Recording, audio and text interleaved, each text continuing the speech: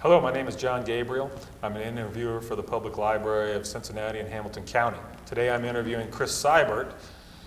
The date is July 22nd, 2009. We're at the main library downtown. Our camera operator today is Dennis Daly. Also present today is Wilbur Rice. Good morning, thank you for coming. Maybe we'll start out with a little bit about your youth. Where'd you grow up?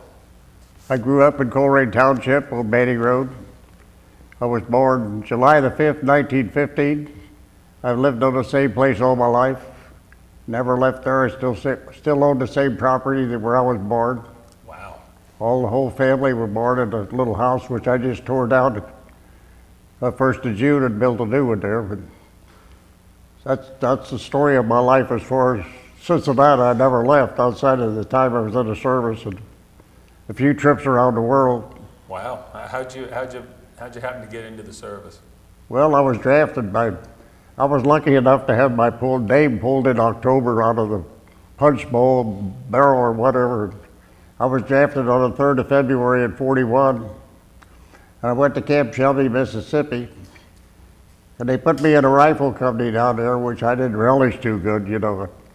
I didn't fancy myself as being a guy in the trenches, so I was in the rifle company for a short period of time, and then anybody that was over 28 years old, they sent them home.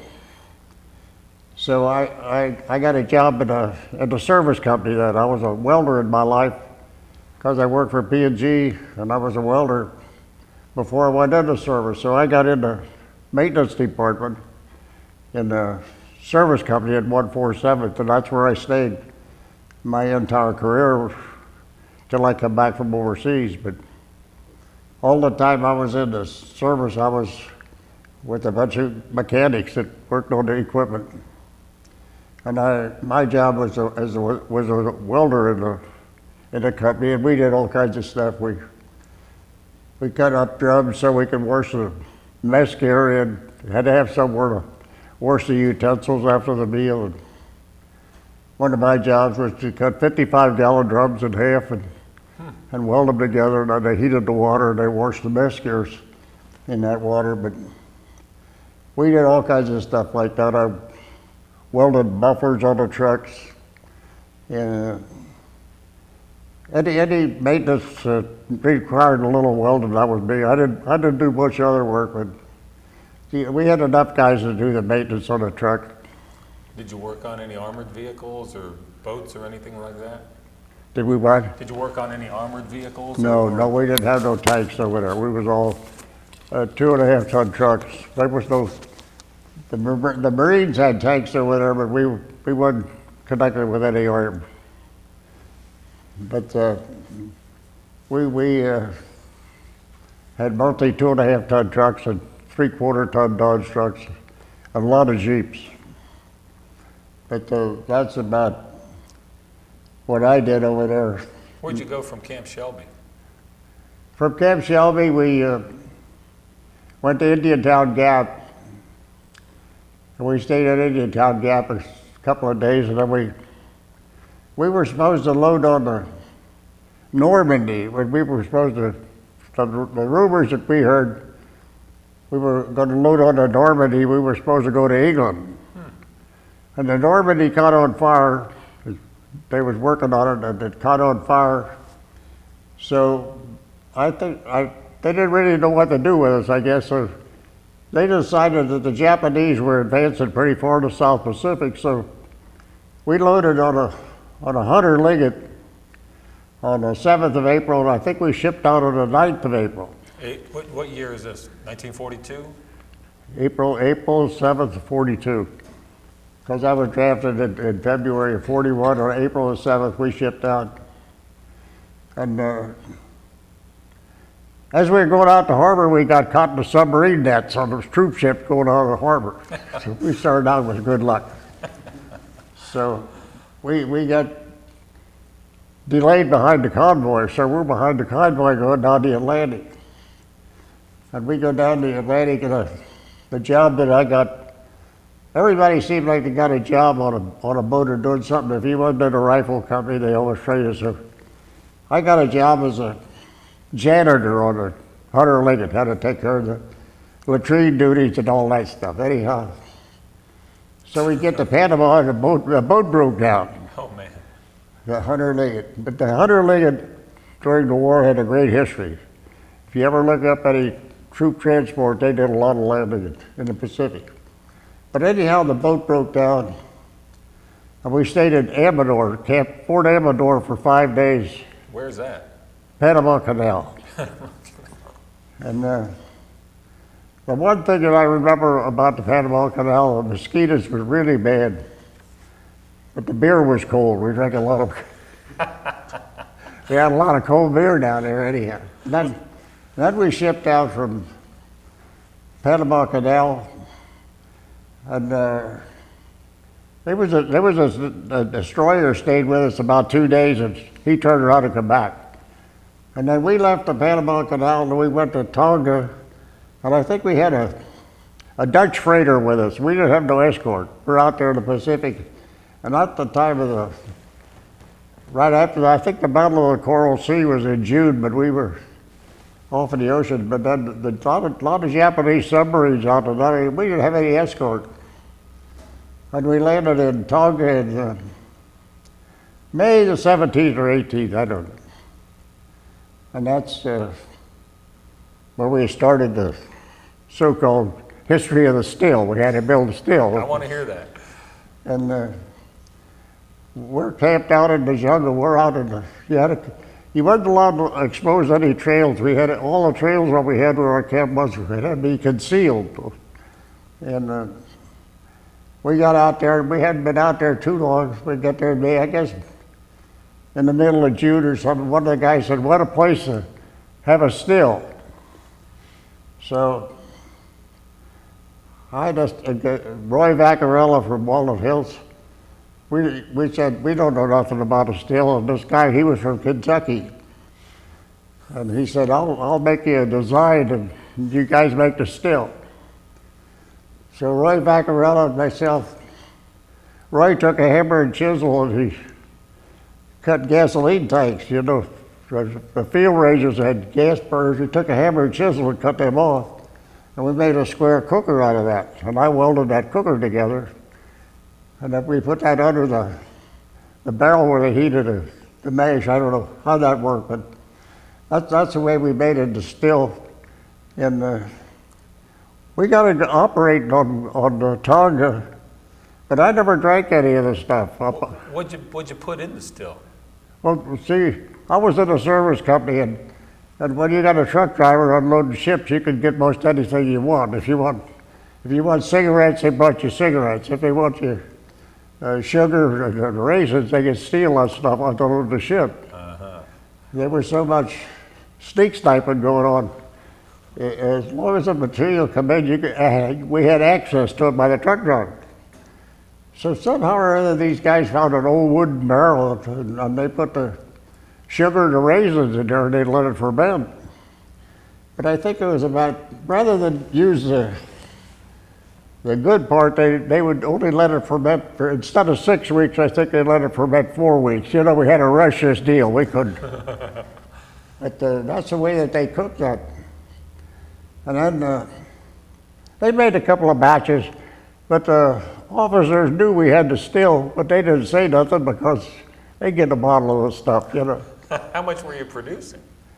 That's a good question. I don't remember. I didn't have much to do with it after we got it built. But they made a pretty good quantity because I remember they sold it to the Marines for $35 a quart if they had any excess. Wow. But you know, what the guys didn't have any use for the money. But anyhow, still did a good job on Tonga. Then the bad news come in October and November. We're going to leave Tonga and we're going to ship out. Were there any women on Tonga? Pardon? Were there any women on Tonga? Oh, a lot of natives. Oh yeah. Yeah. Heck yeah. What were the natives friendly? They what? Were the natives friendly? Oh yeah, real friendly. Real. Any island that I was on, they were always friendly. The wildest ones I saw was on New Hebrides.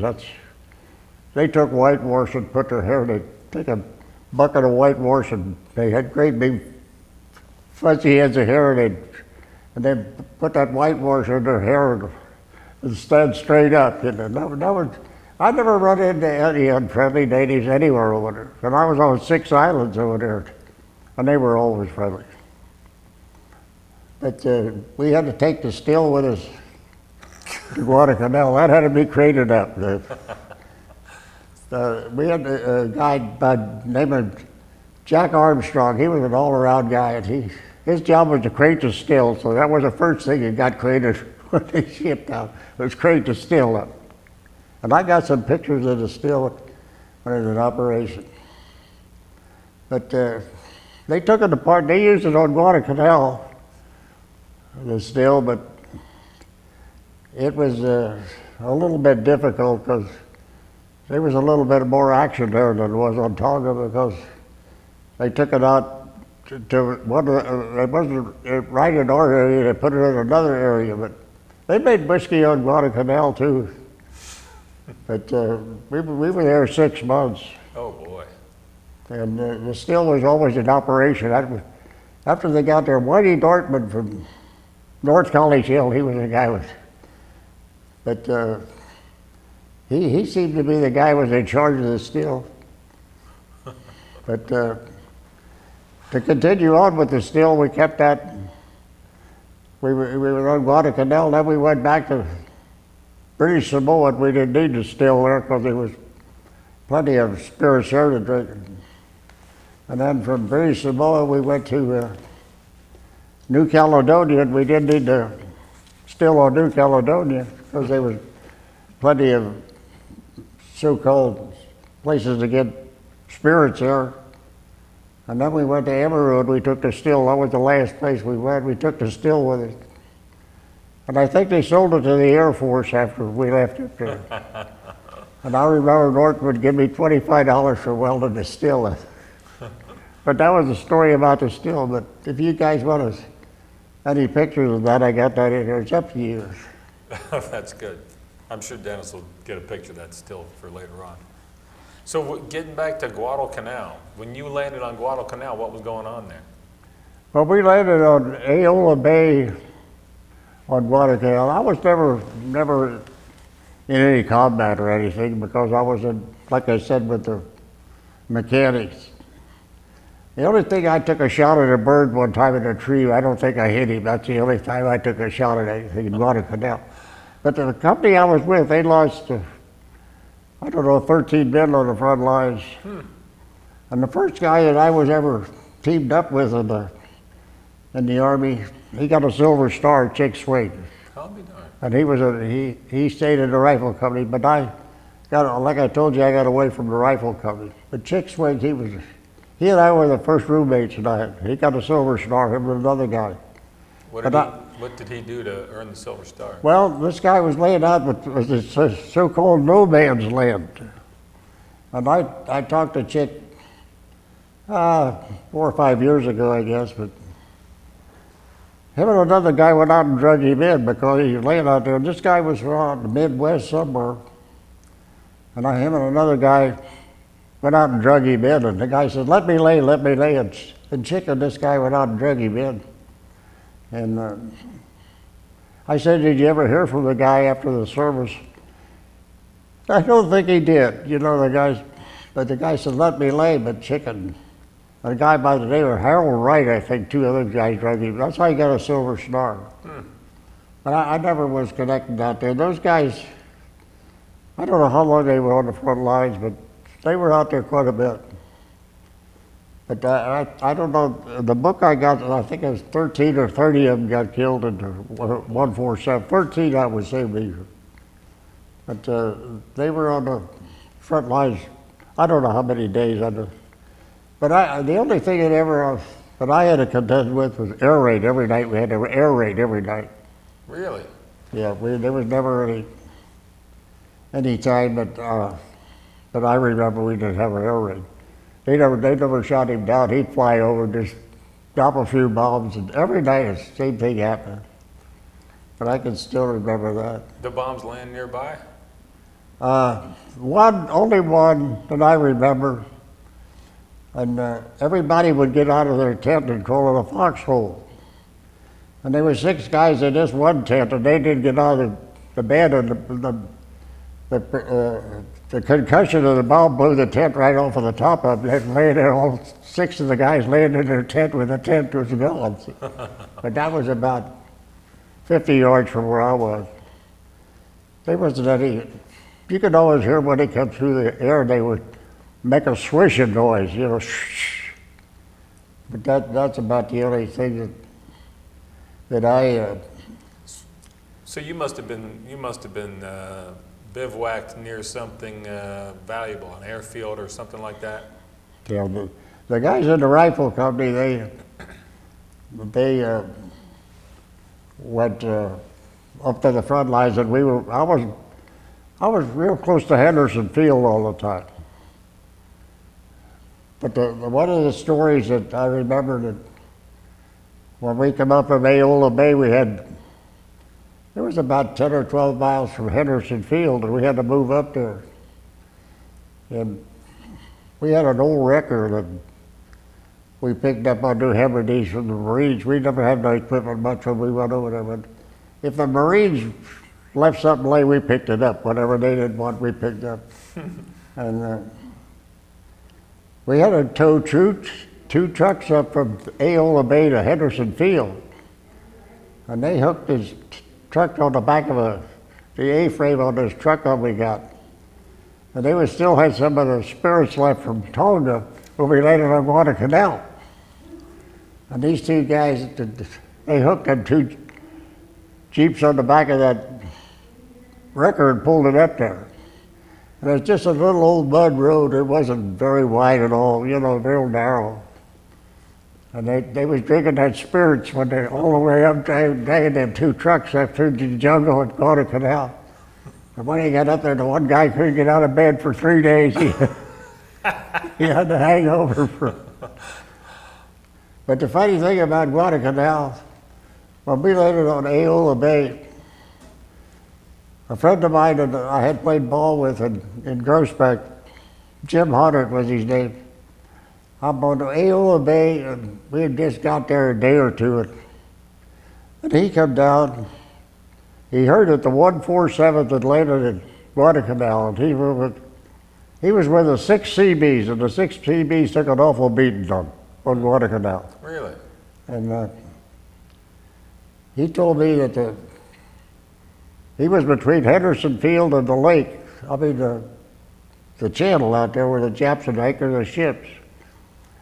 And when the Japs would fire a salvo of shells, the tide would go up and the bullets, the shells would hit Henderson Field. And when the swell was down, they'd fallen up where he was in the foxholes, you know. But they were in the foxholes between the Skylark Channel and Henderson Field.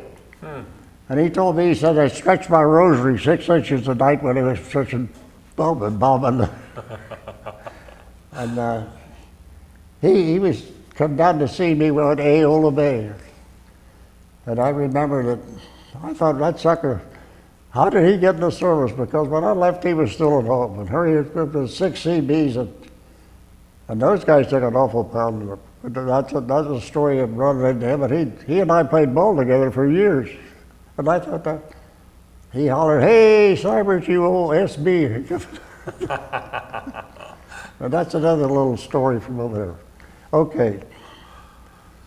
Well, when did you leave Guadalcanal? In May of 42. I saw the biggest air raid they had over there. I was sitting on the beach and I watched 120 planes come over one day. And they sunk a couple of our ships in the channel. I'll be darned. Just like a movie. I was sitting there looking at that place, dog fights in the air, just. No kidding. Yeah. You see the planes go down, you know. There was one guy that got shot down that they brought into the beach. I guess I was about 2 miles from Henderson Field when that was. But Guadalcanal, it rained awful. The guy who, going back to the dogfight, Was it a pilot that got shot down, American or Japanese? American. Oh, American, they Yeah, wrecked. they pulled him out. You see the parachutes coming down and things? Yeah, I'll be darned. yeah, they went out and got him. He had a survive, what do you call it? Oh, life preserver? Life preserver on, yeah. A May West, they call it. May West. Yeah, I remember when he brought him ashore. He was a young guy. But I remember that big dogfight. But the rest of the time, I don't remember too much about any other fights. So Did you ever see any Japanese on Guadalcanal? a couple of them, what they caught, I never saw. They had maybe 4 or 5 in a prison camp. I never saw any other one. In fact, that's the only Japanese that I ever remember seeing. But the Marines, they took wherever they went, they took a beating more than anyone. Because I remember when we first got there and the Marines come back on the front line, they didn't have nothing to eat. I remember when we unloaded the ships at Aola Bay, we had cans and cans of stuff stacked maybe 50 feet high, and the Marines come down. Wow. And they didn't have nothing to eat. They opened up them cans of stuff with a bayonet. And the Army guys, the Army I was with, they had a guard on all that stuff. And the guy standing there with a rifle, they didn't pay no attention to him. They were hungry. They were going to eat. They took a bayonet and opened it. But their clothes was all torn up and beat up. Don't ever let anybody tell you the Marines didn't take a pounding over there. Yeah, yeah. Well, when you left Guadalcanal, then where did you go from there? British Samoa, What were you doing there? mostly nothing. See, the Marines had been there and they had the place all built up with barracks and everything. And it was a pretty nice town. The British Samoa was pretty civilized. And How'd you pass the time? well, reading magazines, I did. But the guys in the rifle company, they took them out on the. But we always found a little bit of something. We made a ball field there someplace, I think. We played ball on British Samoa. We played the Marines, I remember. I pitched a ball game because I was a pitcher in high school, and I pitched a ball game, and we played the Marines. And to make a ball diamond, we got aviation gas, 55 gallons in the barrel. We take, I don't know how many barrels, and we dump it out in the field and set the field on fire and burn that off so we could have a ball diamond. But we played the Marines on a ball game. I think we got beat about 3 or 4-2 or something. But we played ball there, and some of those guys that was with me, they were minor league ball players. And two or three of them I remember, but that's the one thing that I remember. We played ball and read the magazines. We didn't have any work detail unless he was in a rifle company. But it was real nice. I think Robert Louis Stevenson, one of the poets, was buried there. I'll be darned. But one of the guys that lived on the island, he had a Model T Ford, and he was driving on one of our Jeeps, run into him, kind of wrecked the fender up. So the officer in charge, he sent me and another guy up to weld the fender back on that Model T Ford. And we go up there, and this guy, he was from New Zealand. And he run this cocoa ranch on British Samoa for some outfit in Great Britain, I guess. And we welded the fender back on, then he treated us to a meal. And we sat there, and he had a native boy would fan us while we're eating, you know, we're sitting there eating, and the native boy. And he'd snap his fingers, and the native boy would bring the food over, and he'd fan so the flies would. But he had a beautiful view of the ocean from where he was. He said I stayed there 6 months of the year, and on the other 6 months I went back to New Zealand. But it was interesting there. But British Samoa was pretty well civilized. That was a good place to be. They had little stops. They made stuff, souvenirs and sold to the soldiers and stuff. But they didn't have to set the still up there. They had plenty of them. Cognac. I got cognac there, I think. I know they got a lot of cognac in New Caledonia. Is that where you went from after British Samoa? Yeah, we went down there, and that was another place. We went down there, and we had a camp out in the field down there. There was no barracks or nothing. We were out in the pasture, way out in the boondocks. And the funny part about that, there was an old cow pasture when it was real wet, where the cows' hoof prints would leave big humps on the ground from their hoofs, you know.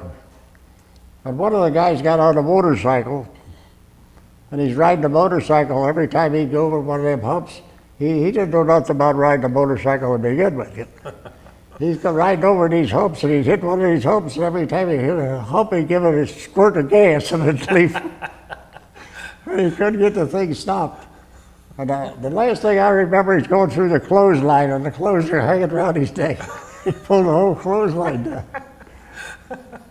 But that's one of the things. But it was cold there. We didn't have any really a good way to take a bath. We had to go to the river. And the water was so cold you take a bath. You didn't stay in that water long enough even to let the soap ferment. But there was a lot of wild boar there, like a lot of wild hogs out there. But New Caledonia was a pretty well civilized town. Do wild hogs bother you? No, the captain that we had in our rifle company, he sent some of the guys out to shoot them, you know. I wouldn't eat that greasy stuff. But they shot a couple of wild boars. He made the cooks cook them wild boars.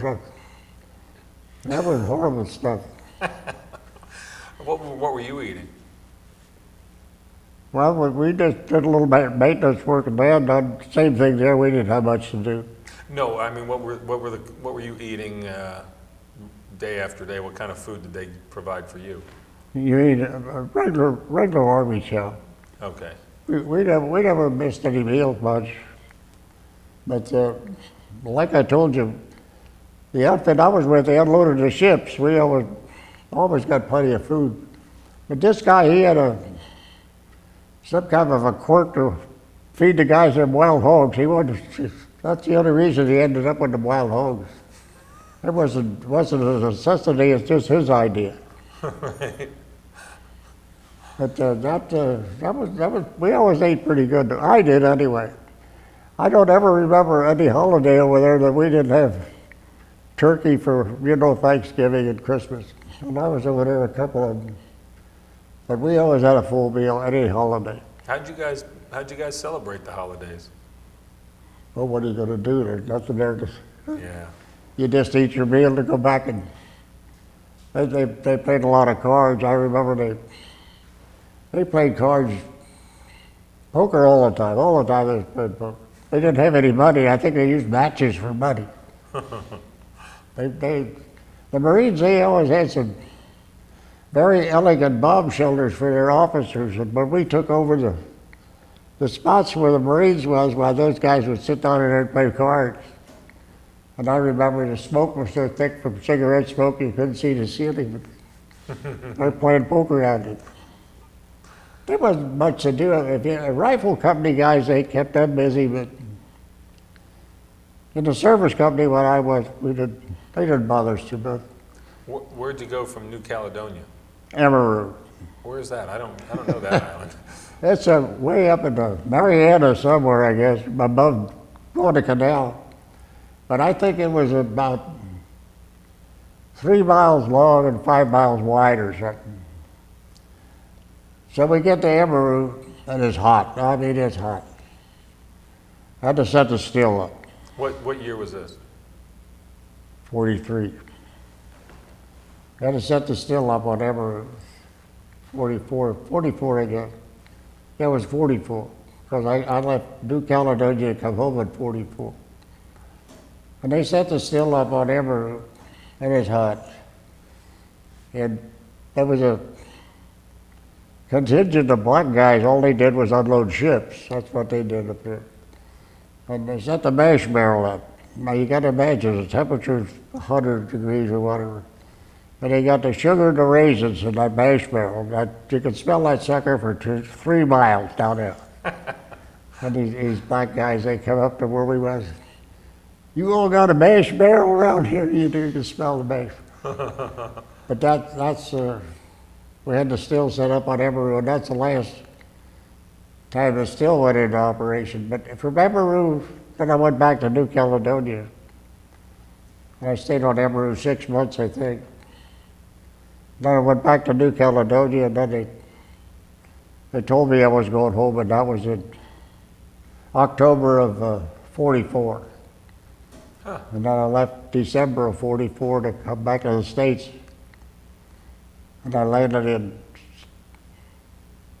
San Francisco New Year's Eve in 44, 45. Why were you sent home? Why were you cycled home? Pardon? Why'd they send you home? I caught a troop ship. I didn't fly home. We came home on a troop ship. Did they tell you why you were being sent home? I had enough points, 85 points. They used the point system. Okay. After you got 85 points or whatever, then you went home. Got it. Some of the guys, they went home before I did. It depends how lucky they pulled your name out. But my best friend, he stayed. He didn't get to come home. He and I were really good buddies in the Army. He had the driest humor of any guy I ever run into. But he had to stay, and they went to Iwo Jima after I left. What'd they do there? That was a little mop-up exercise. I don't know if anybody got killed in Iwo Jima or not. But my sister, she sent me enough material when I was overseas. We didn't know how we were going to develop all these pictures. And she sent me the stuff, the hypo and stuff to develop them, because if you took, I smuggled a camera in my outfit when I went overseas. And we got overseas, and the humidity would let the film stick together. If you didn't develop it right away, the film would stick together. So she sent me the hypo and the stuff, and then Andy Robinson, the guy I just spoke about, he and I would run this film through the hypo in a trailer. We had to go to the Navy to get ice to get the developer down to 68 degrees or the film wouldn't work. But when I left, I gave him all that camera stuff, and he sent me pictures from Iwo Jima. But that's the only way that I got those pictures overseas. He and I would sit in a trailer in the water, and we'd dripping off of us. We're running that film through the hypo in there. But that's the way that I smuggled that camera over. But some of the other guys, they had cameras too. I don't know how they got them, but I could do that real easy because I had a big chest full of tools on the trailer, and I just put that camera in there. But the film stuck together, and she sent me stuff over to develop the picture. But some of those guys, they were really good mechanics that I was with. But Andy, he was one of the guys that I'll never forget. You've mentioned a lot of these old Army buddies of yours. Do you still keep in touch with them? They're all touching days are over. They're gone. Oh no, that's too bad. Are you still active with the VFW or anything like that? No, I belong to a club now out there. I guess about 4 years ago, they talked me into joining. The guys that was with me in the 147th are all dead, that I know of. But they talked me into joining the Hornet Club out there. We started out with 15 guys. Now we got 68, I think, 68. Wow. And they named it the Hornet Club after Tom Griffith. Tom Griffith was a navigator, and he lives in Montford Heights. He was a navigator on Doolittle's bombers when they bombed Tokyo. I'll be darned. And he comes to our meetings all the time. He's 92 years old, and that's the reason we called it the Hornet Club. But he got shot down in China, Tom Griffith did. And then they brought him back to the States, and they put him in the Army again, and he went to Sicily. Oh my God. And he got captured by the Germans, and he stayed 2 years in a German prison camp after he was on Oh my Jimmy gosh. Doolittle Tokyo wreck. What? But he goes around and makes speeches to different places. But that's the only outfit that I belong to now. But the last guy that joined, that I remember, everybody has to get up and give a little testimony. And incidentally, Wilbur could have joined if he wanted to, because but the last guy that joined, he had to get up and make a testimony of why they were in the club. And I distinctly remember this guy said that the Germans captured him, put 50 of them in a boxcar. They stood up for 3 days and 3 nights in that boxcar. They didn't have nothing to eat or nothing. You imagine a boxcar, 50 guys in that boxcar. Jeez. 3 days, and I remember that guy. He was the last guy that joined. And I thought, they talked about the day that these guys in Guantanamo or wherever it is, the treatment they got. Yeah. And we had 50 guys in the box room. And they think that some of these guys that was in the service had it easy, but there was no fun. And then none of those guys want to talk about Dachau or Buchenwald or nothing like that. They don't. Even the guys that I know that are really good friends, they won't talk about this. I'll be darned. Well, you came back on New Year's Eve. Where'd you go from there? The first thing that I did, I got in the commissary and I got 6 bottles of milk. I hadn't had any milk to drink for 3 years.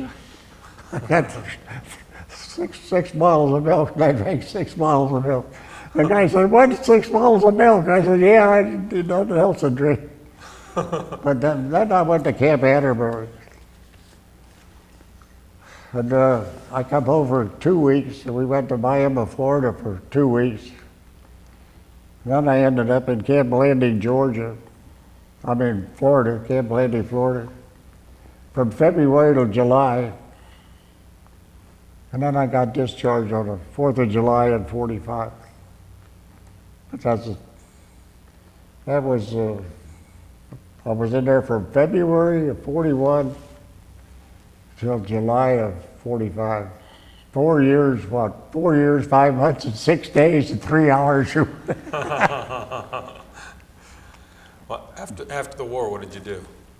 Pardon? After the war, what did you do? I went back to work at P&G. I had been at P&G since, I started there in 34, and then I got drafted. And then I went back to P&G and I stayed there. I got married in 1949, 4 years after my first wife passed away in 1960. And then I met up with the old gal I used to go to high school with, and she had been divorced from her husband, so we got married. My first wife died in 1960, and then I got remarried in 63. And my second wife passed away in 85. So I just thought, well, I'll just stay by myself. So my second wife died in 85, and I've been by myself since then. But I was married 22 years the second time, and 11 years the first time. Wow. And I stayed at P&G till they run me out. I was 65 when I quit working at P&G. But I've been retired 29 years now. 29 years on the 10th of December I'll be good. So I can't complain too much. That's terrific. Well, is there anything else, any other stories or anything you'd like to add to the tape before we wind this up? Well, I don't know. You guys want to use some pictures or what? That's the only thing I can tell you. I'm sure Dennis will take some pictures. Oh, he's going to do that. He'll do that as we wind up. I don't know of anything else. Well, in that case, Outside of the stories I told you about the guys that I remember distinctly. well, thank you for your time and your service to the country. I thought you had some great stories. This was a very good interview. Yeah, well, there's a lot more, but you can't remember them all at once. But that's some of that I do remember. We had a few good laughs. Today is Monday, April the 7th, 2003. This is the beginning of an interview with Chris Seibert at my home at 3738 Yellowstone Drive, Cincinnati, Ohio. Mr. Seibert is 87 years old, having been born July the 5th, 1915. My name is Margaret Lostrow, and I will be do the interview. Chris is a friend of my husband. Chris, could you tell us about your military experiences? I will tell you the story of my life pertaining to the Army and whatever. I was born in Hamilton County, Coleraine Township, and I've lived on the same property all my life. From now on, put your ears on, and I will try to tell you the story of my Army life. I was one of the lucky ones whose name was pulled out of the bowl at the start of the big draft for World War II. I was notified that I was to be inducted in the Board 35 in Cheviot on the 3rd of February, 1941.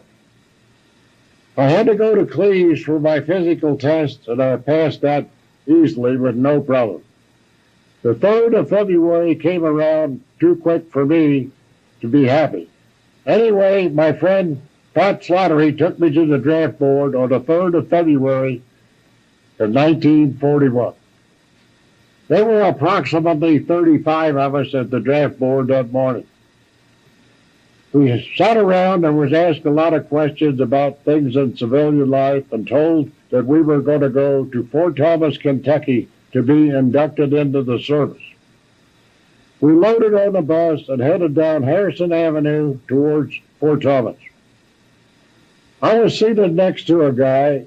I got to talking to him, and as we passed the gay 90s, he looked very wistfully over at the bar and said, "There's my old favorite watering hole, the gay 90s. I spent a happy hour in there visiting with friends and drinking beer." Little did he know that when he got into combat later on in Guadalcanal, he were almost near death as a bullet from a Japanese sniper passed through his cheeks, one cheek and out the other without shattering his jawbone. Later on, he told me how lucky he was and how lucky he thought he had been due to this experience, which was not very pleasant.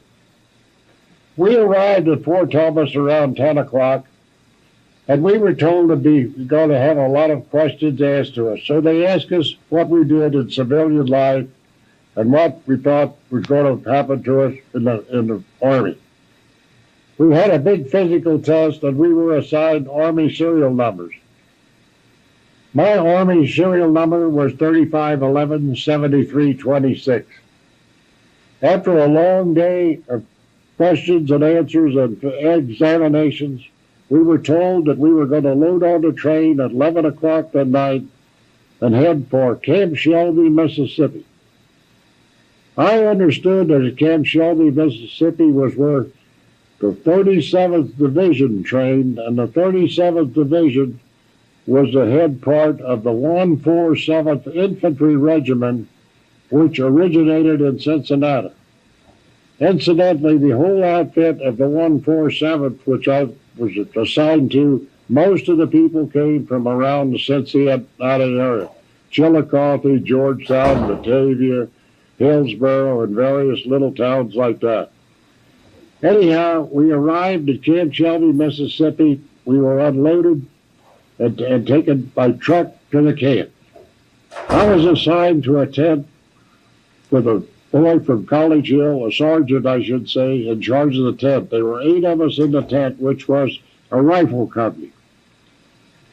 After a short period of introducing ourselves in the tent, then we started with our training. Days and that came along, and we were indoctrinated into the Army service as to where we were going to live. We spent time on the rifle range. We spent long forced marches, say one time at 35 miles in rain or whatever. It didn't make any difference whether or not we went out. After a while, we were told that we were going on maneuvers down in the swamps of Louisiana and Mississippi. I had teamed up with a guy from Hyde Park by the name of Jerry Hugger. I remember Jerry, and we were going to be 10 mates out in the swamps as we were on maneuver. I told Jerry, I said, I think that there's snakes and there's swamps out there. I said, maybe we better go into town and get some snake bite medicine just in case. So we went into town and each one of us bought a pint of Old Granddad just in case. We went out into the swamps of Louisiana, and the only time that I had been out into the swamps, I only saw one snake, a big, large cottonmouth. But at least one snake was enough for me. Eventually, as the battle raged between the red and the blue in the swamps of Louisiana, Jerry and I and a couple other guys were captured. We were taken to a prison camp and installed in the prison camp. That night, when we were at the prison camp, we were entitled to go out on a pass. So we went to the football game in Houston, Louisiana. We were seated on the side of the home team of the football game, so naturally we rooted for the other team on the other side. The home team fans booed and hissed us, but we had fun at the game anyway. As time went on, it took me up to the month of November of 1941. I had a chance to transfer from the rifle company to a service company. I had been a welder all my life, and I thought, I don't want to be in this rifle company if I can get out. So naturally, I transferred immediately to service company. In December the 7th of 41, the Japs attacked Pearl Harbor, and I was just assigned in this new company, service company, and everything was in a turmoil. We sat around for a couple of weeks till things kind of quieted down, and then we were told to get ready that we were going to move out. We loaded up the trucks and all the equipment on the trucks, field ranges, whatever accessories are needed to go into combat. The troops, they rode the train to the staging area, which was Indiantown Gap in Pennsylvania. We drove the trucks from Camp Shelby, Mississippi to Indiantown Gap, Pennsylvania. The troops went on the train up there, and this was the staging area before we shipped out. We arrived up there and we were issued winter clothing because at that time the rumor was we were going to England. In the meantime, the ship that we were supposed to go to England on caught on fire, which was the Normandy. So that canceled our plans of going to England. So we sat around for a while, and they decided that they had to move us. So they decided we're going to send us to the South Pacific. We were told that we were going to get shipped out anyway with the wool clothes that we had. So April the 7th, we were loaded onto the ships in New York. We didn't know at the time where we were going, but after we got on the ship and we set out to sea down the Atlantic Ocean, we were told we were going to the South Pacific. Later on in life, in fact, 61 years later, I talked to a friend of mine who told me that his brother-in-law was in a German submarine patrolling the Atlantic coast, and he knew every ship movement that went out of the port of New York. I thought, boy, this is something. Here I am going down the Atlantic coast, and this guy's brother-in-law is on a sub watching every ship going down the coast. But we went down the Atlantic coast without any incident, no torpedoes of any ship, because we had a real large convoy going down the coast. Going down Cape Hatteras, the water was really rough and the ship was really bouncing around. I and another guy, we were assigned as plumbers on the ship, so we had something to do and occupy us a little bit. We had to take care of flushing the toilets and stuff like that. We arrived in Port Amador in Panama Canal Zone on our way to the Pacific. This was in April of 41. Our boat broke down in Port Amador in Panama, and we were told that the rest of the convoy that was with us was going to go on. So we stayed in Ecuador, Panama Canal Zone, 5 days in the month of April, and after they got the ship fixed up and boat ready to sail again, we took off. The weather in Panama was really hot. I mean, the mosquitoes were bad, the humidity was bad, the beer was really good and cold. But we drank a lot of beer because you didn't want to get dehydrated due to the heat in Panama. But then after that, we loaded on our boat and took off by ourselves. We got out of the Panama Canal Zone, and lo and behold, we were expecting an escort of some kind, but all we had was a little destroyer. The little destroyer stayed with us for about 2 days as we left the canal zone, and then he decided it was too risky, and he turned around and went back. Eventually, on May the 18th in 1942, we landed in Tonga Taboo. Tonga was a nice island. The climate was ideal, beautiful, tropical surroundings and everything. The water washing up on the seashore and quiet and serene. The natives were quiet and happy and very friendly. One thing that I do remember about Tonga is the bats in the trees. The trees were loaded down with huge bats, and the natives never paid any attention. They just surrounded the tree just like unbelievable, hanging in the branches and so forth. As we were on the island and got established a little bit, one of the truck drivers in the service company decided that what an ideal island to have a still. And this guy was from Kentucky. His name was Harry Holsinger, and he understood all the makings and the processes of making a still. So he induced Roy Vaccarella and I to make the still for him. We said, we don't know how to make a still. He said, I'll fix it up and draw a little sketch and you guys do it. So Roy Vaccarella, a good mechanic, he took a hammer and chisel and he cut gasoline tanks in half so we could make a cooker, make a square cooker to cook the mash and ferment or whatever in. I welded the cooker up and we fabricated the still. After various help and sketches and whatever from Harry, we got the still built. Harry put the still in operation, him and another guy named Whitey Nortman from North College Hill. They were the still operators. It didn't take long for them to get the mash barrel set up. The truck drivers furnished the raisins and the sugar as they unloaded the ships, and somehow or other they found a wooden mash barrel. As time went on, they did quite a good business on Tonga, making whiskey with the little still. I understand some of the Marines bought it for $35 a quart. But it tasted good.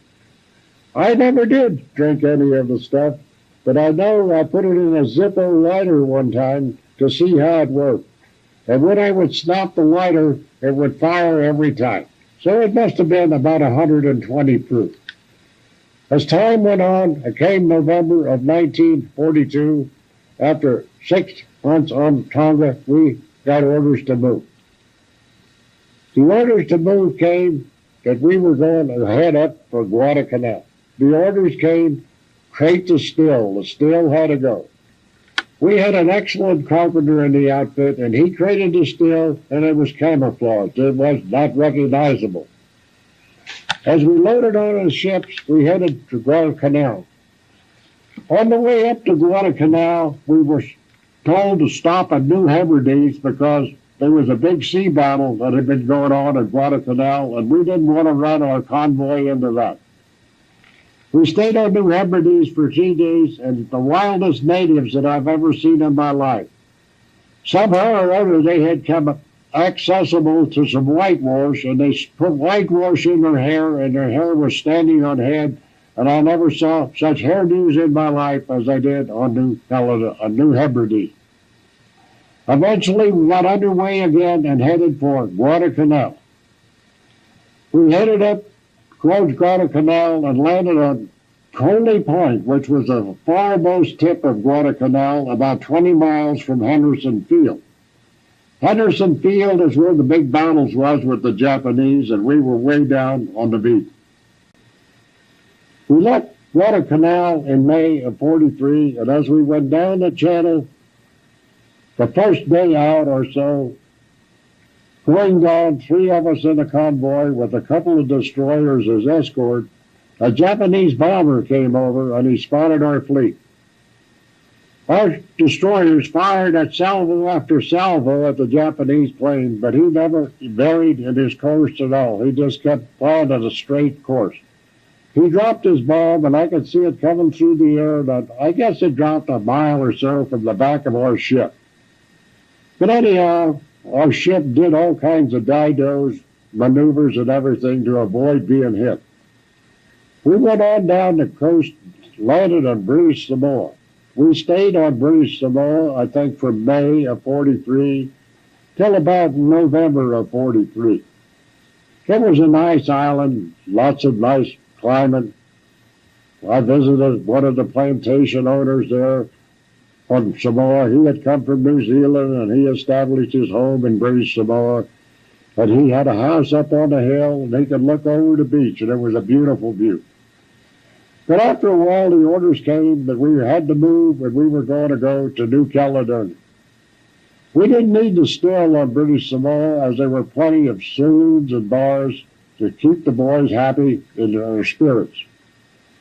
We set sail from British Samoa and went to New Caledonia. We arrived in Caledonia in November of 1943. We stayed there for a while and told that we were going to go to a little island in Emeroo up in the Marshalls. New Caledonia was cold. If you took a bath in the river water was really cold. I mean, if you've ever taken a cold water bath, you know what I'm talking about. It was no fun at all. Eventually, the time came to load the ship out. We had brought our dog, which we had picked up in Samoa. We brought our dog with us from Samoa down to New Caledonia. We were told that we were going to load on to a Norwegian freighter that was going to take us to Emeroo. We understood that most of the crew didn't speak English, but several other people on the crew did speak English. As we attempted to take the dog onto the ship, the captain of the ship looked down and says, "No dogs comes on the ship." So one of the fellows in the outfit says, "Uh-oh." So he went back, put the dog in the barracks bag, and we put the dog on the ship in the barracks bag. After we got the dog on the ship, he didn't seem to mind because we took our dog with us from New Caledonia all swept to Emeroo. We landed on the island of Emeroo, which is a small island, sort of coral reef and little trees and whatever. The island was 2 miles long and 3 miles wide. There were several group villages there, little Chinese that looked like Chinese to me. So we established a place, and right away the boys decided what an ideal place to set the still up. In the meantime, the guy that designed the still, Harry Holsinger, had been transferred back to the States for health reasons. So Whitey Nordman took over the still duties, and he ran the still. After they got the bash barrel set up, and the sugar and the raisins were cooking on this small island, in the heat and humidity, it could be smelled pretty far across the island. Anyway, after a short period of time, they got the cooker going, and the still was in operation. As time went on, there was much to do there. There was no action and any troops, no enemy. So it come time almost to leave the island, and we decided to have a party. We didn't have any way of getting any fish out there because it looked real enticing for fish out there, and we didn't know how we was going to get out there. So we took 2 55-gallon drums and cut them in half and welded them together and made a boat. 2 of the boys went out in the boat with hand grenades. They paddled out a little bit of ways, and then they would pull the pins on the hand grenade, throw them in the water, and the dead fish would come to the surface. They'd scoop the fish up and brought them in. Our cooks in the outfit baked a peach pie and some baked potatoes, so we had spirits, fish, fried, baked, or whatever way you wanted them, also with the peach pie, and the spirits that went with it. After a big evening of entertainment, the next day we all got out of the camp, and lo and behold, there must have been 10,000 flies out there looking around for fish bones. The commanding officer came through the area unluckily that morning and chewed our officer out in charge of our company, leaving all the debris and bones laying around. But anyhow, that took care of our party. Soon the order came that we was going to leave Everett. We decided that we didn't need the still anymore, so Whitey Nordman, in charge of the still, sold it to the Air Force for $150. He divided the money among us he thought was equal. I think I got $25 for my part in fabricating the still. We left the island and the still and our dog. I don't know what happened to the dog. I guess some of the natives took care of the dog. But the still made a lot of jungle juice, as we called it, while we were on. But I hope that the Air Force knew how to operate it and didn't blow the place up. We landed back in New Caledonia in the middle of October of 1944. I was told that I was being rotated to go back to the States. The middle of October, from the December the 18th, I stayed in the staging area waiting for a ship to take me back to the States. On December the 18th, I loaded on a ship and headed for San Francisco. I arrived in San Francisco New Year's Eve, December of 45. I stayed there for 2 days, loaded on a troop train, and was sent to Camp Atterbury, Indiana. From Camp Atterbury, I think from San Francisco to Atterbury was a long train ride, and the boys got very anxious every time the train stopped. They would jump off to see if they could buy a bottle of whiskey in any little town we passed through. Incidentally, I remember the conductor in charge of the train. I think he was loaded from the time we left Frisco till we unloaded in Camp Atterbury. I was sent home for 2 weeks on a furlough, and on my way home on the train or whatever, I run into my old friend Stanley Beck. He had been sent back to the States way before me, and he was doing MP duty. So Stanley dropped me off at the house that night as I come back from overseas. I stayed home for about 2 weeks, and then I was sent down to Miami Beach, Florida, for 2 weeks of recreation and reassignment. I met the old fellows who was in service company with me, and every night we all 8 of us would attend the same bar and have a little spirits to drink, celebrating our safe return to the state. Eventually, after a while, we were reassigned to different areas. Some of the fellows went to Columbus, some went to Kansas, and I went to Camp Landing, Florida, which was right up the coast from Miami. I arrived in Camp Landing in February of 45. I stayed in Camp Landing in February of 45, working in the garage as a welder, and I watched the young troops come through as they were being trained 6 weeks and headed for Europe. I felt sorry for some of those kids just getting out and going across the ocean. But anyhow, the word came through that I was to be discharged pretty soon. In April of 45, President Roosevelt passed away. Shortly after that, I was informed that I was going to be discharged sometime in the near future. The word around the middle of June, I guess it was, I was told that I was going to be shipped to Camp Atterbury, Indiana, for my discharge. From the middle of June until July, when I was supposed to be at Camp Atterbury, I worked in the garage in Blanding. Eventually, the time came for me to be shipped to Camp Atterbury in Indiana. I was loaded on a train with a bunch of other fellows, and we shipped up to Camp Atterbury, Indiana. I stayed in Atterbury about a day or two, and then at 7 o'clock on the morning of the 4th of July, 1945, 1 day short of my 30th birthday, I was discharged from the Army. I had spent approximately, just a rough guess, 4 years, 5 months, and 6 days in the service of the United States Army. I would like to mention the names of lots of people that I was served in this group. I would like to mention the names of people that I was associated with in my time in the service, overseas and in the United States. Joe Linneman, deceased. Ralph Bamber, deceased. Roy Vaccarella, deceased. Ralph Recker, deceased. Carl Goldsberry, deceased. Vic Billingsley, deceased. And also Whitey Boardman, deceased.